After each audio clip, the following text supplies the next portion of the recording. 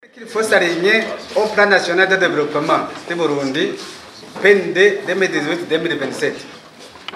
On va voir si réellement vous avez respecté cet engagement.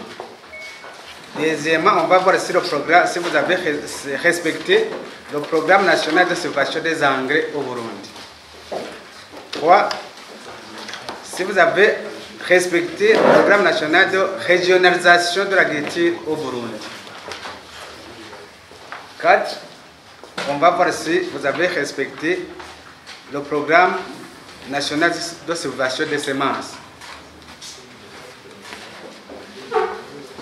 Deuxième article, ça concerne travailler en étroite collaboration de la conception, la planification, l'exécution et le suivi des activités avec le Minagri à travers double. Travail en étroite collaboration avec le Minagri à travers le DGMAP. La direction générale, le DGMAP pour l'encadrement à rapprocher, le renforcement des capacités, l'organisation et la structuration des producteurs. Avec la direction générale de l'agriculture pour la disponibilité des intrants agricoles plus performants et durables. Et si je parle des engrais, des semences, des produits phytosanitaires et autres intrants agricoles et le développement des filières agricoles et des produits non ligneux. 3. Si vous avez collaboré avec la direction générale de la planification environnementale agricole et élevage dans les aspects de suivi de planification agricole. Ici aussi, il faut mentionner la collecte des données. Avec les avoues pour la recherche appliquée et le développement de l'innovation. Avec l'ONSS pour la certification et le contrôle des semences. Avec le CNTA pour la transformation agricole et le développement de la valeur ajoutée des produits agricoles. Avec la direction générale de l'élevage pour le développement de l'élevage et l'aquaculture. Pour la direction générale de l'environnement, ressources en eau et assainissement et le BPI pour les aspects environnementaux. 9. Si vous avez collaboré avec la direction provinciale de l'environnement, de l'agriculture et de l'élevage, ici, il faut ajouter les services techniques au niveau commune. Ici, je souligne le niveau commune, que ce soit les agronomes et les vétérinaires, mais aussi au niveau collinaire, les moniteurs. Il faut collaborer avec les moniteurs, il faut collaborer avec les assistants de zone et les agronomes et les vétérinaires. 10.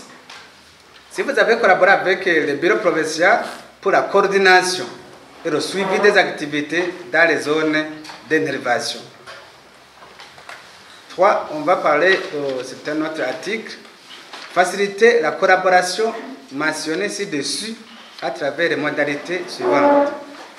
C'est-à-dire, ici, on va parler, si vous collaborez avec ces institutions qu'on vient de citer ici, dans les réunions conjointes, c'est-à-dire que vous préparez des réunions conjointes. Des réunions conjointes de planification avec toutes les directions générales concernées pour la coordination des activités. Les descentes conjointes de suivi des réalisations avec les directions générales concernées telles que planifiées. Les descentes de terrain conjointes de mise en œuvre avec le BPI. Les descentes conjointes, il faut souligner, les descentes conjointes avec le BPI, le directeur provincial de l'environnement et de l'élevage. Ils sont ici.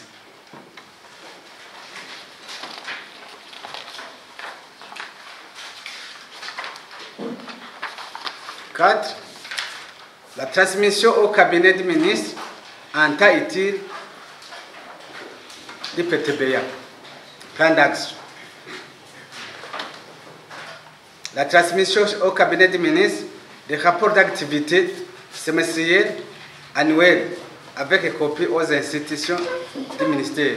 C'est des choses générales qu'on a citées. Le suivi et évaluation des activités qui sera faite en collaboration avec le Minéagri via la direction de suivi et évaluation dans la direction générale de la planification environnementale agricole et de l'élevage. Des autres réunions et visites jugées nécessaires et faisables par les deux parties. Notre article, appuyer les producteurs et les organisations, et cela conformément aux priorités et programmes du Minéagri dans les domaines principaux suivants. Dans le développement des filières principales telles que décrites par le plan national de développement du Burundi, selon les limites, ici je souligne selon les limites du budget. Disponibilité des intrants performants, engrais, semences, produits phytosanitaires en mettant le focus sur la durabilité. 3.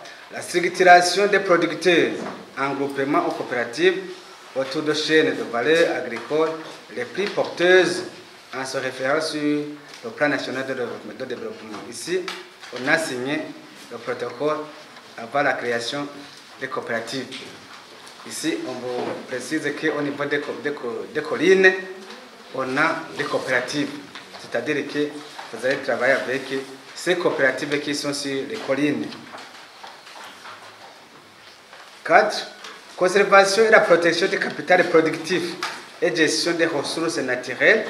La participation au programme national de réforestation, de la protection des zones humides dans le strict respect de la conservation et la protection de l'environnement.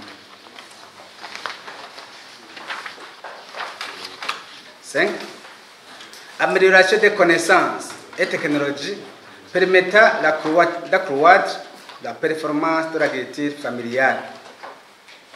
Le développement des mécanismes de financement agricole au bénéfice des coopératives agricoles et à leurs membres. 7. Appui dans l'harmonisation des approches et outils de vulgarisation. Formation agricole et rurale à différents niveaux et le management des organisations des producteurs. 9. Impliquer fortement les BPI, ici je souligne, impliquer fortement les BPI, c'est-à-dire les directions provinciales, les directions des bureaux provinciaux de l'environnement, agriculture et élevage, dans la mise en œuvre des activités figurant dans les PTPA sur la supervision des directeurs généraux concernés. C'est-à-dire que vous devez collaborer, c'est une obligation avec les directions provinciales, mais aussi au niveau commune et colline. Article 5. Respecter strictement les lois et les règlements en vigueur au Burundi, surtout en matière de passation de marché. Ce que le traité de la DPA Gitega a souligné. Il faut respecter les lois dans la passation de marché. Dans la location des fonds en privilégiant davantage les investissements. Ici, c'est très important. Il y a des ONG qui privilégient le fonctionnement. 50% de fonctionnement, 56% d'investissement. C'est-à-dire que nous demandons que l'investissement prenne au moins 75% et le fonctionnement 25%.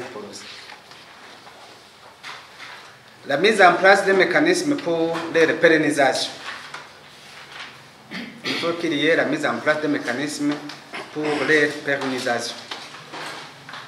En matière de recrutement du personnel local en respectant la loi des ONG numéro 1/01 du 23 janvier 2017 à son article 18 alinéa 5 qui stipule que le recrutement du personnel local doit se faire dans le respect des équilibres ethniques et de genre disposés dans la Constitution de la République du Burundi.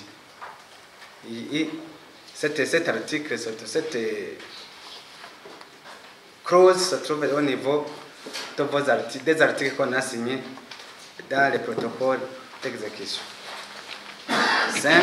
Pour plus de transparence, de travailler avec les commissions d'observation nommées par le ministre pour le suivi des processus de recrutement du personnel local lorsque l'ONG local décide de recruter. 6. De travailler avec les commissions d'observation. Dans les protocoles, c'est bien écrit. C'est les commissions d'observation, c'est bien écrit.